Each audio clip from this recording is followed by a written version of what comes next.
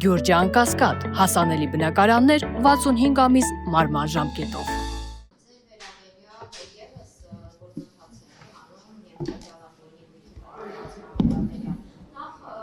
Այդ գործընթացի վերաբերյալ այս որոշումը ինչ ազդեցություն ունի եւ ձեր գործընթացը դուք ձեր խոսքում նշեցիք Թոդորովի գործից եւ Մարտիրոսյանի օգնականների այդ որոշման վերաբերյալ եւս գնահատականներ եղել են սահմանադրական դատարանի որոշման մեջ։ Եթե չեմ սխալվում, Աննա Վարդապետյանը եղել է ձեր օգնականը։ Այդ ծանոթները մասնագիտական հնարավորությունները ձեր գնահատմամբ բավարար չէին կանխատեսելու, որ դատախազության այս իրավապերա պրակտիկան վիճահարույց է։ Նախ սկսեմ իմ վերաբերյալ գործից, շատ ճիշտ եք նկատել, այո, ես էլ եմ անցնում նման գործով, դատախազությունը իմ դեմ ներկայացրել է հայց հակակոռուպցիոն դատարան եւ գործը հիմա քննվում է հակակոռուպցիոն դատարանում։ Նախ հիշեցեմ, որ ես 95 թվականից եմ զբաղեցնում պաշտոն, 95 թվականից եմ ընտրվել ազգային ժողովի, առաջին գումարման ազգային ժողովի падգամավոր, այնպես որ իմ պարագայում խոսքը վերաբերում է փաստորեն նախորդ 30 տարվա։ Եթե որևէ մեկը 10 րոպե տրամադրի իմ 30 տարիներից յուրաքանչյուր տարում, այսինքն ընդհանուր առմամբ 300 րոպե, կարծում եմ իր մոտ հարց այլևս չի ծագի, թե իմ գույքերը, որ կարող է տեսականորեն անգամ լինեն ոչ օրինական։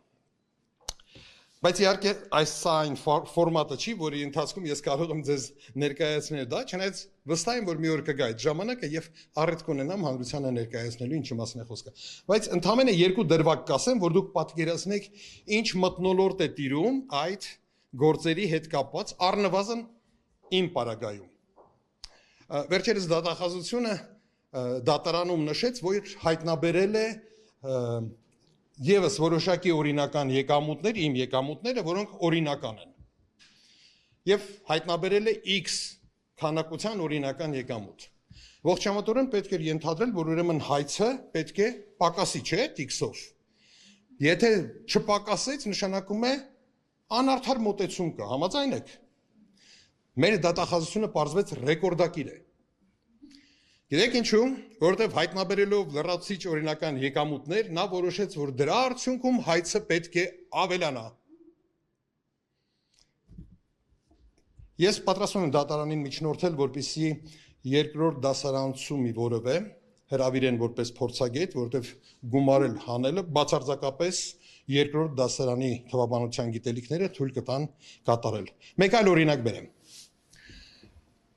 Եթե դուք կրեդիտ քարտով, ես, այսինքն իմ պարագայում, կրեդիտ քարտով գնում եմ կատարել, օրինակ 20,000 դրամի, դատախազությունը դա համարում է ծախս եւ ճիշտ է անում։ Բայց հենց որ երբ իմ հաշվից կրեդիտ քարտի պարտքը փակում եմ 20,000, նա համարում է, որ ես կատարեցի երկրորդ 20,000 դրամ ծախսը, արդյունքում ես ծախսեցի 40,000 դրամ։ Շատ ժամանակ պահանջվեց ցույց տալու անհեթեթությունը, կարծում եմ ոչ։ Նմանատիպ տարօրինակ բաներ իմ հայցադիմումում այս պահի դրությամբ հայտնաբերել եմ 237 հատ։ Շարունակում եմ ընտրտուքը։ Ինչ վերաբերում է Աննա Վարդապետյանին, նախ ասեմ, որ ես գնահատական կարող եմ տալ պետական ինստիտուտներին, անձերին գնահատական տալիս եմ միմիայն այն դեպքում, եթե անձը ներկայացնում է պետական ինստիտուտ։ Հայաստանում երկու նման պետական ինստիտուտ կա, դա Հայաստանի Հանրապետության նախագահն է եւ Հայաստանի Հանրապետության վարչապետը։ Նախագահի պաշտոնը ինչքանով հասկանում եմ արդեն մի քանի տարի է ինչ թափուր է, վարչապետի հետ կապված իմ կարծիքը արտահայտել եմ 12 թվականին, իր հետ բանավիճելիս ուղիղ եթերում իմ կարծիքը չի փոխվել։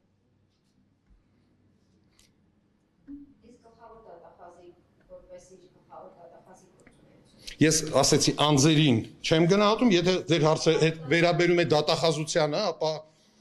իմ կարծիքով դատախազությունը 3 ուղղություններով հասել է լուրջ բարձունքների։